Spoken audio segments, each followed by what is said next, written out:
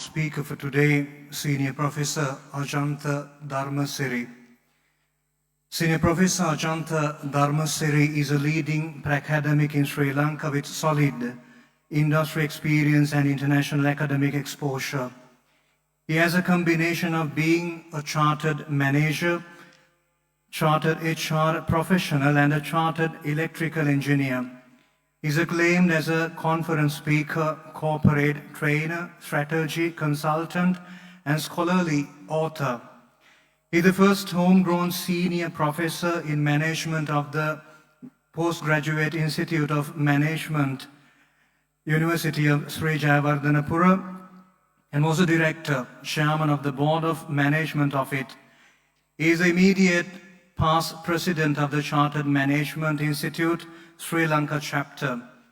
Being a past president of the Chartered Institute of Personnel Management, he became the first Sri Lankan to lead both CMI and CIPM. He was also a vice president of the Asia Pacific Federation of Human Resource Management. He is an adjunct professor at the Price College of Business, University of Oklahoma, USA. He carries 3 decades of private and public sector experience, including Unilever and Nestle, with consultancy engagement in Asia, Africa, and the Middle East. He is a Commonwealth MDiSA Doctoral Fellow, Fulbright Postdoctoral Fellow, and Commonwealth Postdoctoral Fellow. He holds a PhD and an MBA from the Postgraduate Institute of Management and a BSc in Electrical Engineering from the University of Moratuwa. He is an independent, non-executive director of 5 boards and serves in BCI Governing Council. Professor Dharmasiri likes to identify himself as one who transitioned from being an engineer of electrical to an engineer of hearts and minds. Without further delay, let me invite Senior Professor Ajantha Dharmasiri to deliver the convocation address.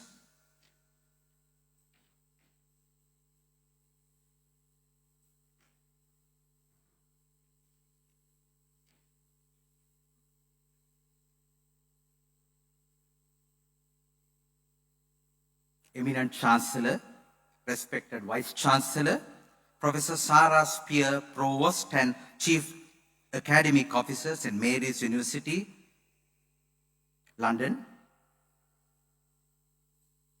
Reverend Fathers, Brothers and Sisters, distinguished academics, committed administrators, esteemed invitees, delightful parents, and last but not the least, my dear graduates. It gives me immense pleasure to stand in front of you on a very important day in your life.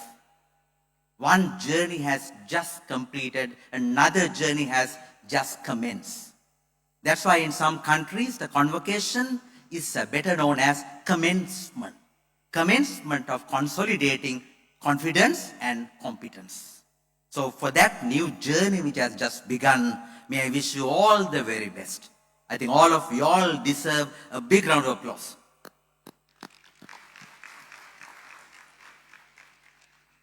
And my dear sons and daughters, how can you forget your devoted parents who are delightful today? They made me who you are today.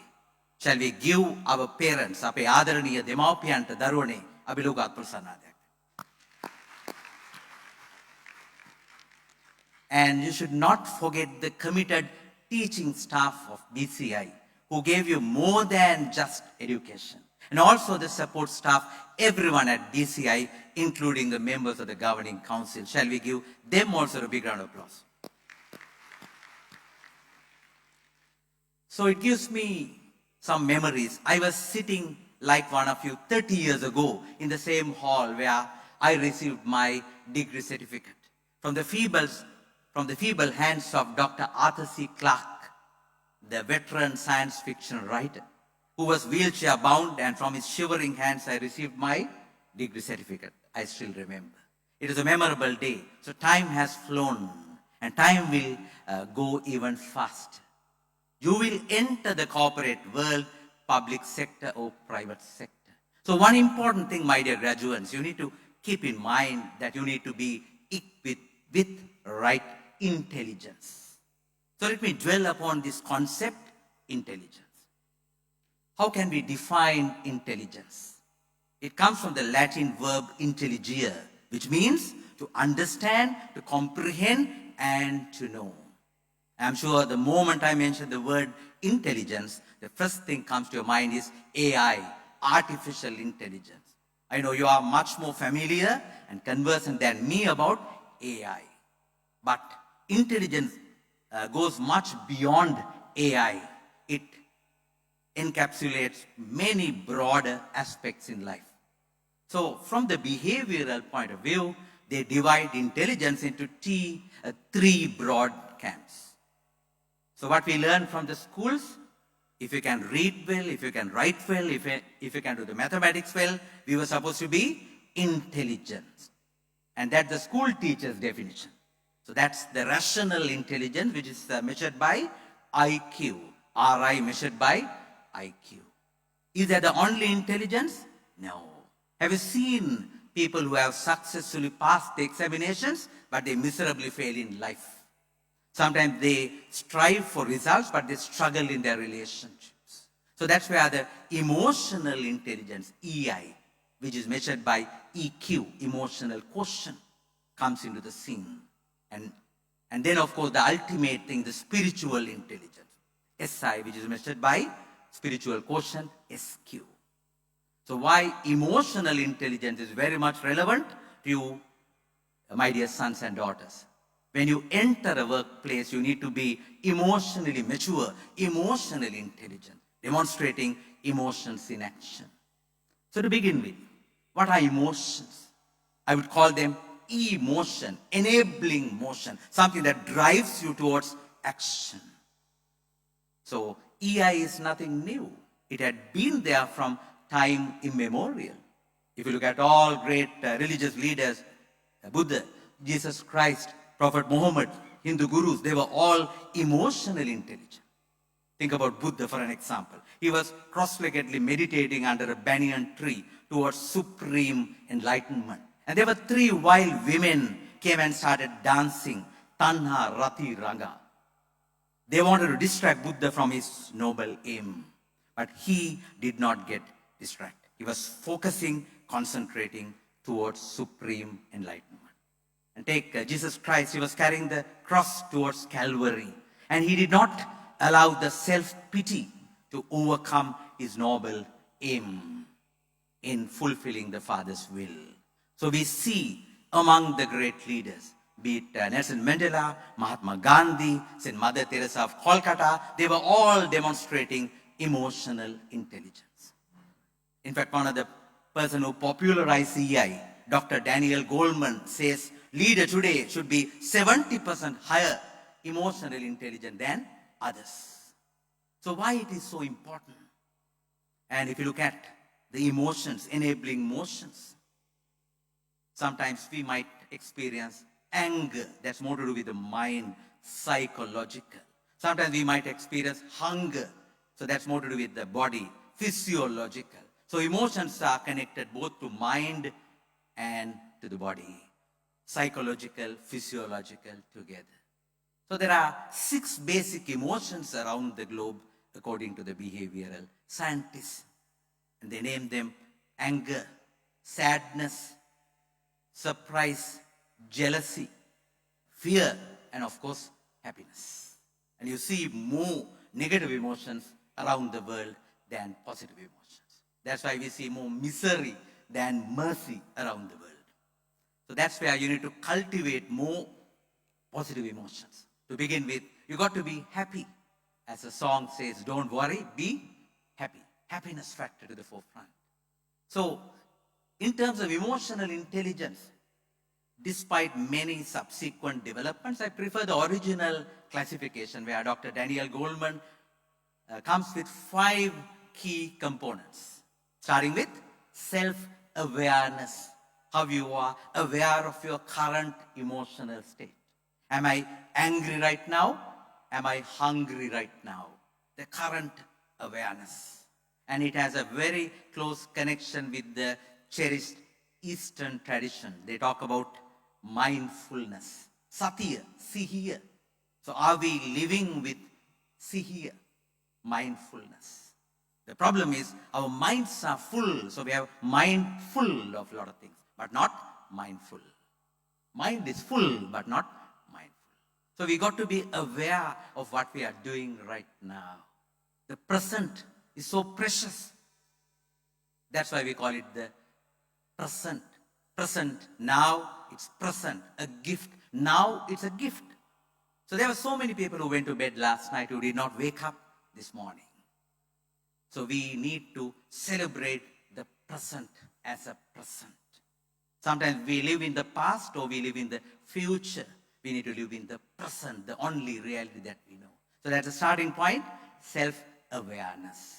And then comes the logical second step, self-regulation, self-management, self-control. They all mean the same thing.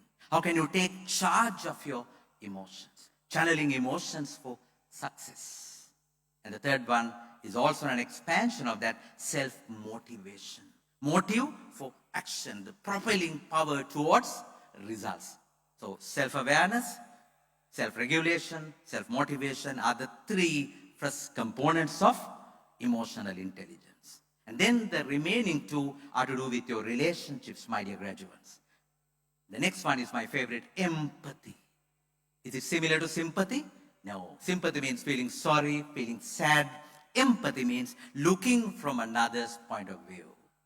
In fact, we put it beautifully, getting into others' shoes and to walk.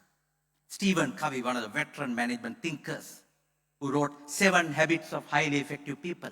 It is a repeated New York Times bestseller. In his 7 habits, the 5th one, seek first to understand, then to be understood. The challenge here is we think my way is highway. I'm right, you have to fall in line with my thinking. Perhaps not. If you become a listener, there might be better options, better alternatives, better suggestions coming from others. When you are in the corporate world, you need to have empathy a lot. So empathizing with what we do things, understanding from others' point of view. And the culmination, my dear friends, is effective relationships. How do you build lasting, value-adding, enriching relationships? As they say, your network brings your net worth. Have the right set of connections, have the right set of friends, and you need to foster your friendship to others. Self-awareness, self-regulation, self-motivation, empathy, and effective relationship will make you emotionally intelligent. And if you go beyond, the next one is spiritual intelligence. It's all about purpose, values, and authenticity. We see a lot of fake leaders around the world. You got to be authentic, genuine, sincere. So I'm sure you can still remember the values that BCI taught you. I remember collectively coining the values of BCI some time ago. Christ, CHRIST. It's a very powerful acronym. C stands for commitment. You got to commit yourself, dedicate yourself towards action. H, humility. You got to be down to earth, humble. And then CHI, integrity. Integrity. You got to show your honesty and integrity in action in everything you do. R stands for resourcefulness. You got to get the best out of a given situation. Put your best focus and effort in solving a problem. Resourcefulness.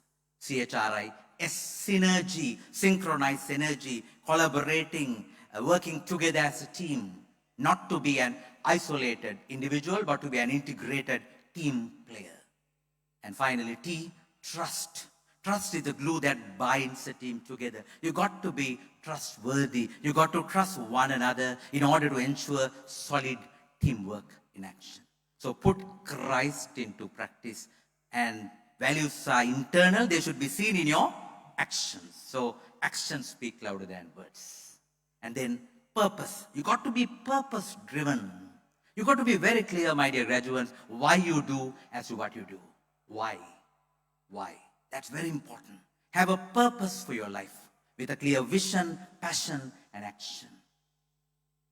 Talking about purpose, it reminds me the great scientist Albert Einstein.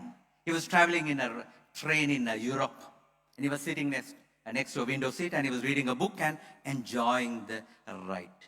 And then the ticket checker came into the compartment. He started checking the tickets. And Albert Einstein saw him coming, and he was excited. He was searching for the ticket, shirt pocket, trouser pocket, opened the bag, and he was searching for the ticket all over. And the ticket checker saw this. He came to him and started talking. Sir, we know who you are. We know you would have definitely taken a ticket. Don't worry, sir. Please enjoy your journey. And then he started continuing to check others' tickets, and he was about to leave the compartment, and he turned back. To his biggest surprise, Albert Einstein was still searching for the ticket, shirt pocket, trouser pocket opening, and in utter chaos. And the ticket checker felt very sorry. I put this great man into trouble. And he came back and he started talking. Sir, we know who you are. We know you would have definitely taken a ticket. Don't worry, sir. Just enjoy your trip. And then Albert Einstein stopped searching and looked at him. And he started talking.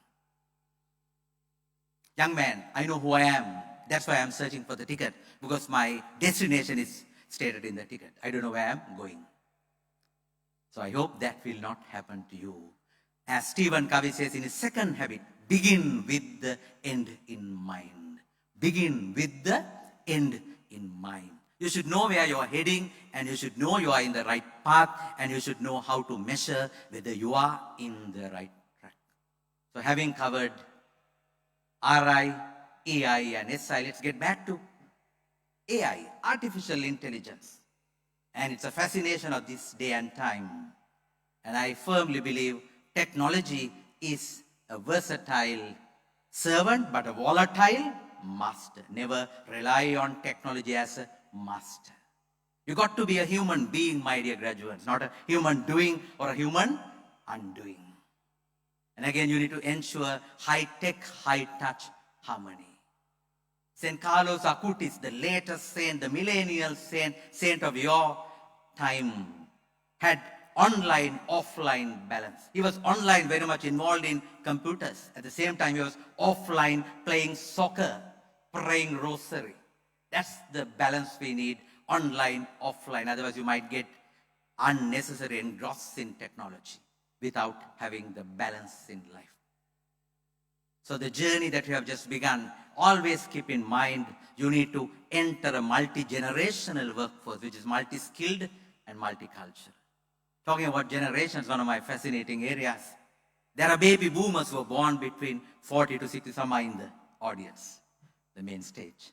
And then they are writers, they want everything in writing, black and white.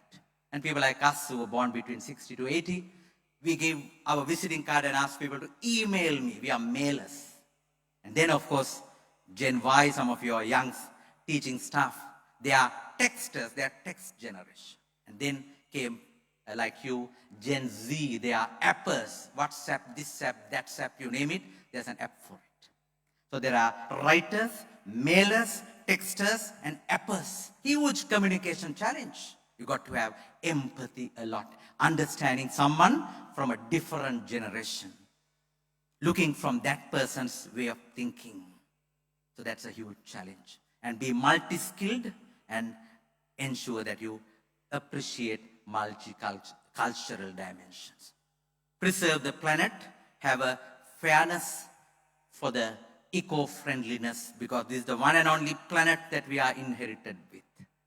And I can go on talking, but what is more important is that you need to celebrate your life. Today is the day that celebration can become. We are all unique in the universe. There's no other me in the whole universe. There's no other you in the whole universe. I can say this comfortably because scientists are yet to come with a clone of a sheep. For them to come with a human clone, it will take ages. Till then, I can say we are unique in the universe. So are we celebrating our uniquenesses? Enough. So rather than comparing with someone and becoming miserable, just challenge yourself in bringing the best version of you. That's where it should be more than just education. You yesterday, if you compare, you today should be better than you yesterday. And you tomorrow should be better than you today. That's how we bring out the best and continuously improving in our corporate career. Kaizen in Japanese, continuous improvement. So I'm so delighted to be in front of my dear sons and daughters. You are the true sons and daughters of Sri Lanka. The Mother Lanka is proud of you. You need to contribute to the socio-economic upliftment of our mother nation. You can go global, but remember you need to have the local roots. Global reach with local roots. So may that journey which has just begun, may that journey be a truly enriching, engaging, and excelling journey. From the bottom of my heart, may I wish you bon voyage, happy journey, Subhagaman, Jayan Jayamaveva. May you go, grow, and glow. Thank you very much.